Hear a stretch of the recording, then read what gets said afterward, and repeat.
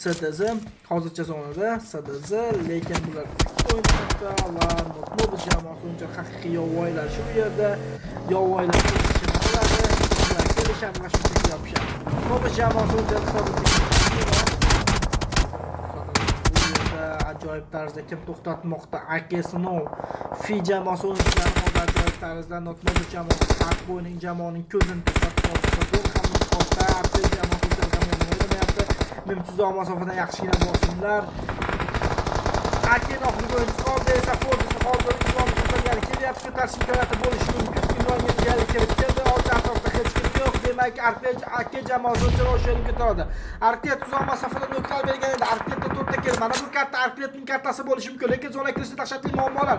DJ Sportning oldida ham Arket jamoasi uchun o'ynamoqda. DJ Sport buni biladi.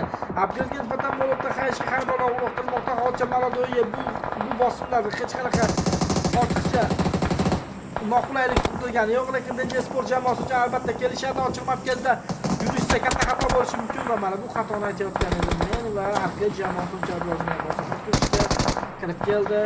Unda Darabash bilan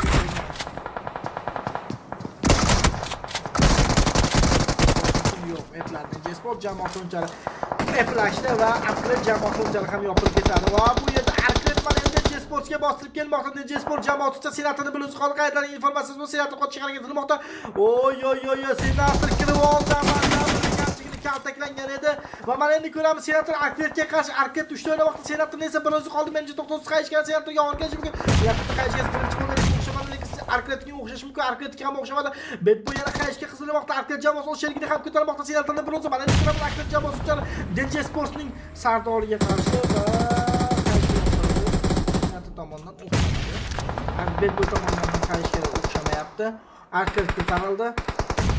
Arketning bir o'zi bor. Arket parilishda qoldi. Senatini bir o'zi hozircha bu yerda zona bor. Mana endi ko'ramiz. DJ Sport jamoasi o'yinchisiga Arket jamoasi ichari bosadimi yoki yo'q bilmadim, lekin yaqinlashishga harakat qilishmoqda.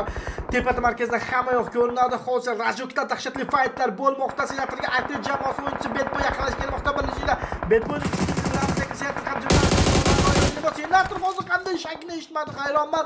Lekin Betbo juda ham tez kelib senatorni yopib yubormoqda. DJ Sport qayda chiqmoqda. Mana bu yerda ham dahshatli faytlar. Fi jamoasi o'nchalik suvda kelayotgan barcha o'ljalarni yemoqda va yirik killar qilmoqda. Qoyil Fi jamoasiga Fida ham bor. Esiyatda bu yerda Iceberg, Notnobus, juda ko'p o'yinchilar dahshatli kaltaklanish oqimiga kirib kelmoqda. Iceberg ham birinchi kvartallik ko'tarmoqda. MVP Iceberg yo'q hali. Iceberg ikkita qolgan. Icebergni kelmoqda esa jamoasi uchun Icebergni yopib yuborishlari mumkin. Hamma ishni qilishmoqda.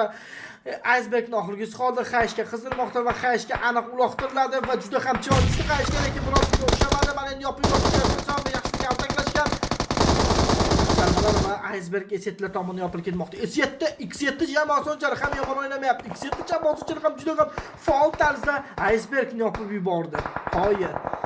Shohaka jamoasi unchalik hozir ikkita o'ynamoqda, ularga Arket yaqinlashib kelyapti. Arket jamoasi unchalik ko'ramiz nima qilish olishadi, lekin oxirgi o'yinchi qoldi. 3 ta qolgan Arket. Mana bu endi Arket 3-kartadan o'yini ochildi va mana shu o'yinda aytayotgan edim va oxiriga yetadimi yoki yo'q bilmadim. Xelni ham yopib yuborishni kelishgan va Xel ham hozir yopilib ketsa kerak. Sabab oxirgi o'yinchi qoldi, ko'tarishga hali shoshilgani yo'q. Buni ko'tarish imkoniyati bor.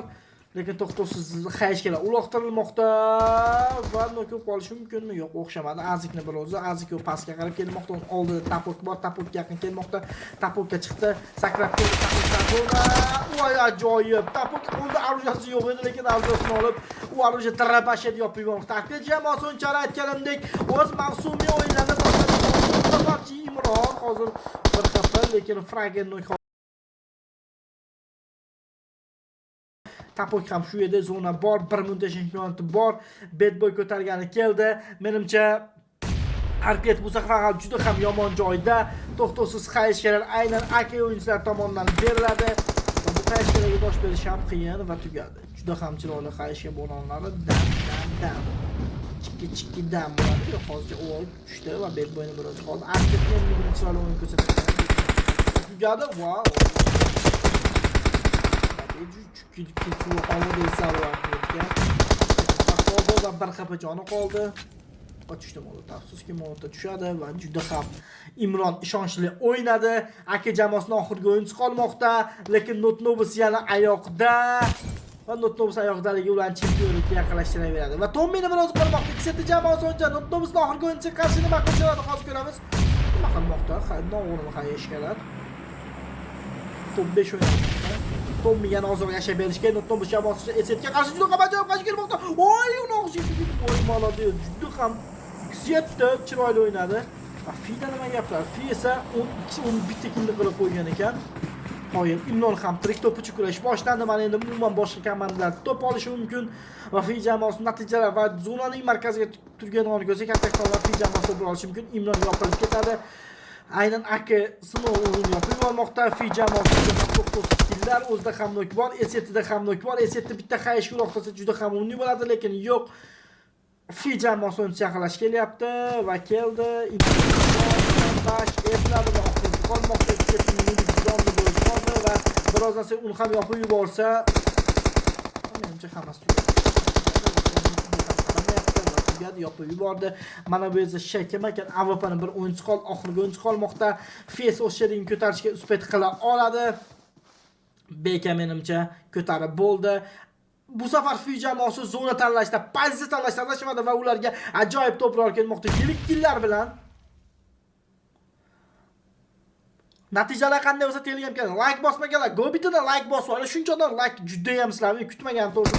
Voy, yaxshi. Sizlar balki turga bir bo'lar.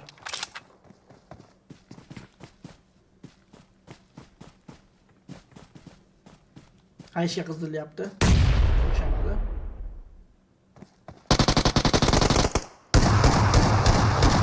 Fi jamoasi hamma narsani to'g'ri bajardi va yirik killar bilan top 1 elib ketmoqda. Ancha yirik kill qildi. Voy, malades. Bu shunchaki malades 16 ta kill bilan top 1 26 potesni bir kartani o'zida yig'di. Demak, top uchun kurashda mana endi Fi jamoasi ham qo'shilishi mumkin. AWP 2 kill bilan top 2 x 7.